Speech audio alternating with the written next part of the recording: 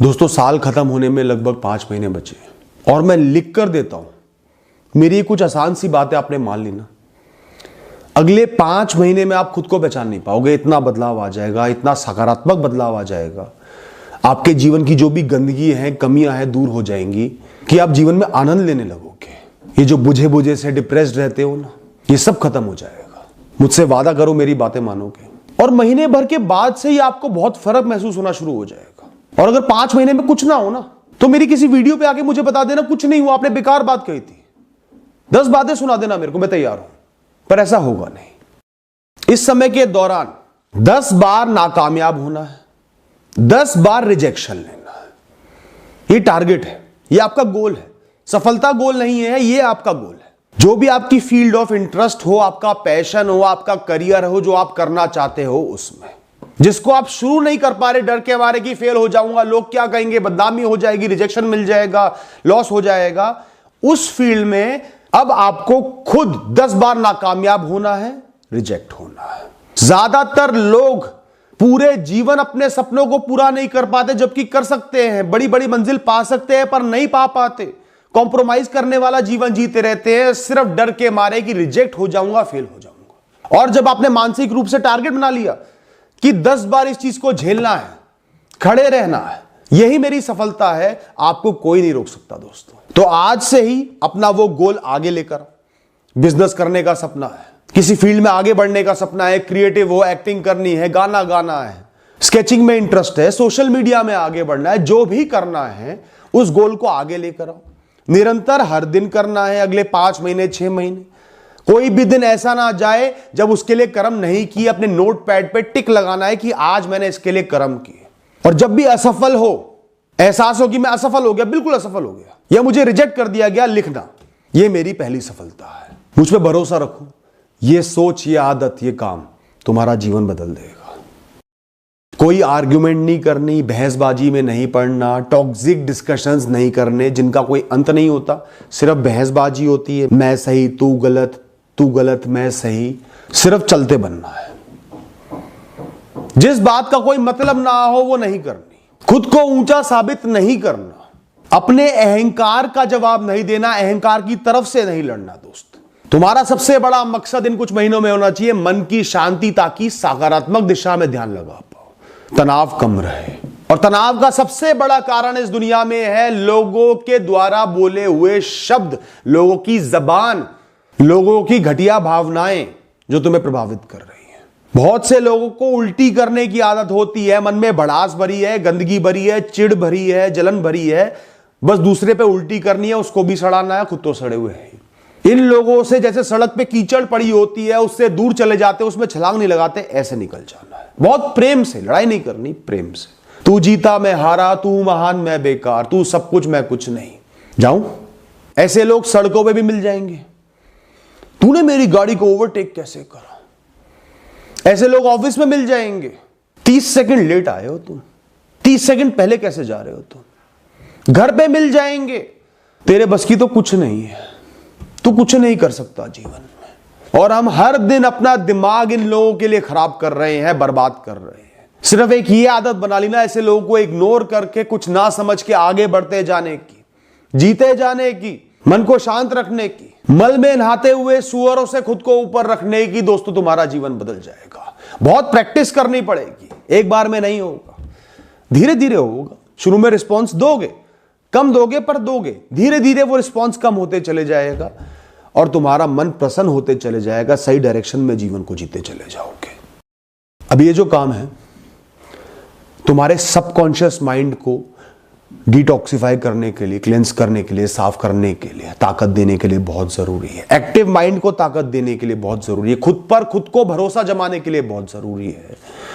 Automatically मजबूत reaction आए किसी भी परिस्थिति में, उसके लिए बहुत जरूरी है दोस्तों, जिसे हम कहते हैं ग्रेटिट्यूड। ईश्वर का या प्रकृति का शुक्रिया अदा करना जीवन की अच्छाइयों के लिए।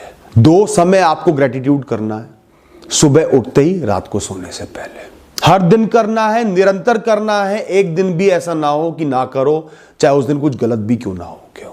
रात के समय शुक्रिया अदा करो। दिन में जो जो भी अच्छा हुआ, समय पे भोजन मिल गया, मैं सो पा रहा हूं, सर के ऊपर छत है, कर्म कर पा रहा हूं, शरीर में ऊर्जा है, कोई बड़ी बीमारी नहीं है। कोई एक इंसान आपको देख के मुस्कुरा दिया, वो भी बहुत बड़ी बात है। आकाश में देखकर नीले आसमान को, बादलों को निहार लिया, वो भी बड़ी बात है। सुबह के समय जिंदा उठ गए हो, सूरज निकला है, हवा चल रही है, दिन में कर्म कर सकते हो, नया मौका मिला है जीवन को जीने का, गलतियों को सुधारने का, भूत से भविष्य की तरफ बेहतर तरीके से आगे बढ़ने का। आसपास अपने जीवित हैं, किसी बहुत बड़े दुख को नहीं झेलते हुए उठे हो। सुबह की चाय के लिए भी शुक्रिया अदा कर दो। और दोस्तों साथ ही साथ अपने नोटपैड पे लिखना शुरू कर दो कि आज के दिन में क्या क्या अच्छा हुआ, क्या क्या अच्छा है।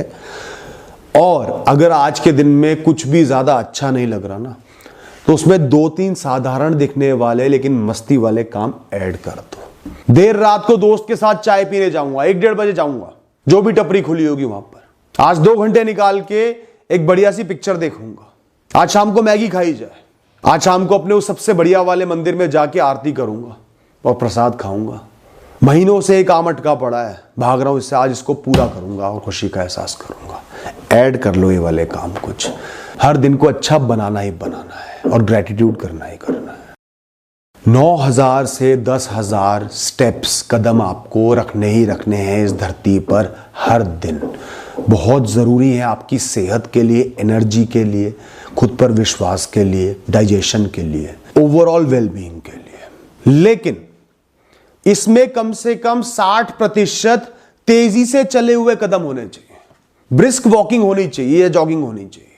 जो धीमे धीमे चलते हो अपने काम निपटाने के लिए ना, आलस में चलते हो, अगर सारे कदम वैसे ही रखोगे कोई फायदा नहीं होगा।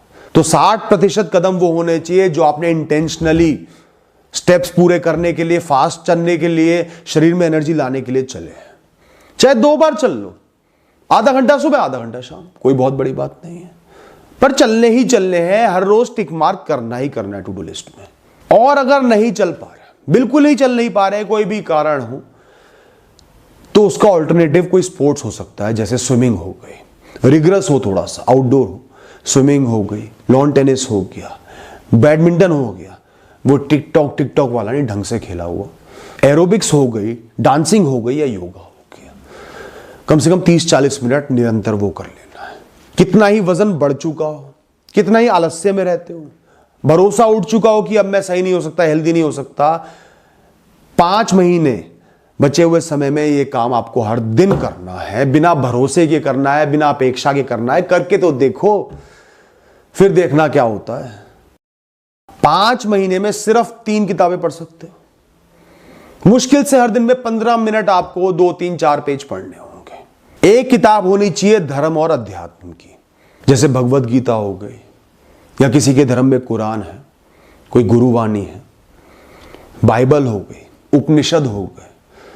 हर दिन 3 पन्ने पढ़ने, आराम से, तेजी से नहीं, बहुत आराम से। एक किताब हो गई सेल्फ हेल्प वाली, सेल्फ इंप्रूवमेंट वाली, चाहे इमोशंस को कैसे इंप्रूव करना है, मेंटल हेल्थ को कैसे इंप्रूव करना है, हैबिट्स फॉर्मेशन वाली किताब हो, साइकोलॉजी वाली किताब हो, किसी भी तरह इमोशनली, मेंटली आप बेटर बन पाओ, एक सेल्फ इंप्रूव्ड इंसान बन पाओ।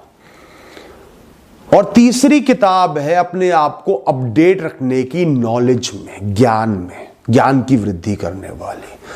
हिस्ट्री के बारे में हो, साइंस के बारे में हो, आर्टिफिशियल इंटेलिजेंस के बारे में हो, दुनिया में क्या चल रहा है, क्या टेक्नोलॉजी चल रही है, भविष्य में क्या हो सकता है, ग्लोबल वार्मिंग के बारे में हो, क्या क्या इंपॉर्टेंट इवेंट्स आने वाले हैं उसके बारे में हो। और ये काम मुझे भी करने की जरूरत है। मैं हमेशा इसमें थोड़ा सा पीछे रह जाता हूँ, जो तीसरे वाला काम है।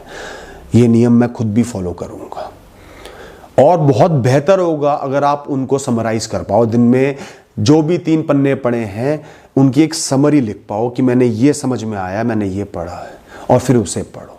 चाहो तो एक अपनी किताब बना लो, लिख लिख के समरी वाली किताब बना लो, उससे बेहतर कोई चीज नहीं है। अब आने वाले इस समय के लिए, इन महीनों के लिए, नो रिग्रेट रूल बनाना है। कोई पछतावा नहीं करना। पीछे जो भी हुआ, भूत में जो भी हुआ, जो गलती हुई, जो पीछे छोड़ा है, जो कर सकते थे नहीं किया, जो हो सकता था नहीं हुआ, जो नुकसान हुए, उन सबको बिल्कुल पीछे छोड़ देना। अब उनसे कोई वास्ता नहीं है, उनके बारे में सोचना नहीं है। ख्याल आए तो खुद से बोल देना है, इन महीनों में उनके बारे में नहीं सोचना, आगे सोच लूंगा। जो हुआ वो मेरा है, उसे दिल से अपनाता हूं, वो बहुत अच्छा है, चाहे वो कितना ही बुरा रहा हो। आज इस क्षण से नया जीवन है, हर क्षण से नया जीवन है। आगे देखना है क्या कर्म करने हैं, क्या सार्थक करना है, क्या सकारात्मक करना है, क्या क्या मौके अब इस समय में मौजूद है, कौन लोग मौजूद है, कौन से विषय मौजूद है, किस पर ध्यान देना है इस वक्त से। मैं आज के लिए, भविष्य के लिए क्या बेहतर कर सकता हूं, सिर्फ ये सोचनी है। कोई भी भूत का ख्याल आए तुरंत सोचना है, सिर्फ प्रोक्रेस्टिनेशन है, आलस है, भड़ास है, इसकी कोई कीमत नहीं है, सिर्फ मुझे रोकेगी, डराएगी, आगे बढ़ने से रोकेगी कि तेरे बस की नहीं है, तूने इतना सह लिया तो आगे क्या कर पाएगा, इतना खो चुका आगे क्या पा पाएगा। मेरा हर ख्याल एक्टिव थॉट होनी चाहिए। अब क्या करना है, क्या बेहतर करना है, क्या सही करना है, क्या कर्म करना है। मुझे एक कर्म योगी इंसान बनना है, एक भूत योगी नहीं बनना, भूत पिशाच नहीं बनना। ज्यादातर लोगों के जीवन में एक इंसान कम से कम ऐसा होगा जो आपको सच्चा प्रेम करता होगा, जिसकी जान भी आपके लिए हाजिर है, जो हर दिन सिर्फ आपको देखने का इंतजार करता है, आपकी हर बात सुन लेता है। हो सकता है आपके माता पिता हो, किसी के भाई या बहन हो, किसी के पति या पत्नी हो, किसी के बच्चे हो, किसी के सच्चा मित्र हो। ज्यादातर लोगों के जीवन में एक दो इंसान ऐसे होते हैं जिनको हम सबसे ज्यादा इग्नोर करते हैं, पीछे हटा देते हैं, नए लोगों के पीछे दौड़ते हैं, उनसे बदतमीजी भी करते हैं, मन की भड़ास भी उन पर निकाल देते हैं, और जब वो एक दिन चले जाते हैं ना हमेशा के लिए, तब रोते रहते हैं सालों साल। आज ही उस इंसान को आगे लेकर आओ।